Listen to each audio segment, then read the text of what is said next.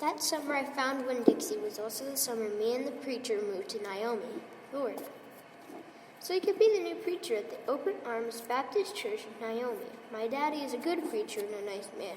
Sometimes it is hard for me to think of him as my daddy, because he spent so much time preaching or thinking about preaching or getting ready to preach, and so in my mind I think of him as the preacher. Before I was born, he was a missionary in India, and that's how I got my first name, but he called me by my second name, Opal, because that was his mother's name, and he loved her a lot. Anyway, while me and Winn-Dixie walked home, I told him how I got my name, and I told him how I had just moved to Naomi. I also told him about the preacher and how he was a good man, even if he was too distracted with sermons and prayers and suffering people to go grocery shopping. But you know what? I told Winn-Dixie, you are a suffering dog. And maybe he will take you right away. Maybe he'll let me keep you. Winn-Dixie looked at me and wagged his tail. He was kind of limping, like something was wrong with one of his legs. And I had to admit, he stunk. Bad. He was an ugly dog, but already I loved him with all my heart. When we got to the Friendly Corners trailer park, I told Winn-Dixie that he had to behave right and be quiet, as this was an all-adult trailer park, and the only reason I got to live in it was because the preacher was a preacher and I was a good, quiet kid.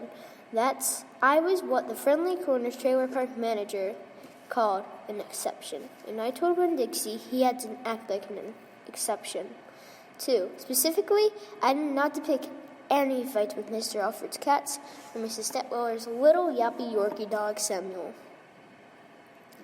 Winn-Dixie looked up at me while I was telling him everything. I swear he understood. Sit, I told him when he got to my trailer. He sat right down. He had good manners. Stay here, I told him. I'll be right back. The preacher was sitting in the living room, working at the little fold-out table. He had papers spread all around him. He was rubbing his nose, which always made me thinking, hard. Daddy, I said. He said back. Daddy, do you know how you always tell me that we should help those less fortunate than ourselves? He said. He rubbed his nose and looked around at his papers. Well, I said, I found them less fortunate at the grocery store. That right? He said. Yes, sir, I told him. I stared at the preacher really hard. Sometimes he reminded me of a turtle hiding inside its shell, and there thinking about things and not ever sticking its head out to the world. Daddy, I was wondering, could we keep this less fortunate? Could he stay with us for a while? Finally, the preacher looked up at me. Opal, he said, what are you talking about?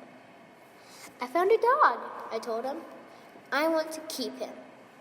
No dogs, the preacher said. We talked about this before. You don't need a dog. I know it, I said. I know we don't need a dog, but this dog needs me. Look, I said. I went to the trailer door and I hollered, Winn-Dixie! Winn-Dixie's ears shot up in the air.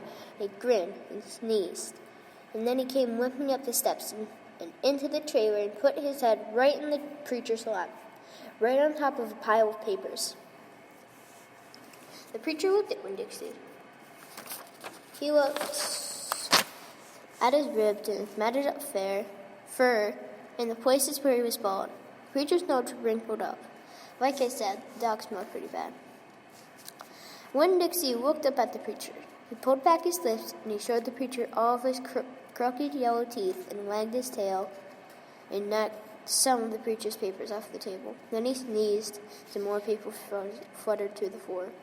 What did you call this dog? The preacher asked. Winn-Dixie, I whispered. I was afraid.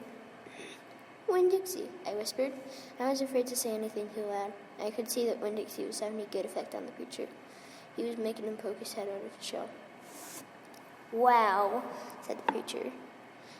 He's a stray if I've ever seen one. Put down his pencil, scratched Winn-Dixie behind the ears. And a less fortunate, too. That's for sure. Are you looking for a home?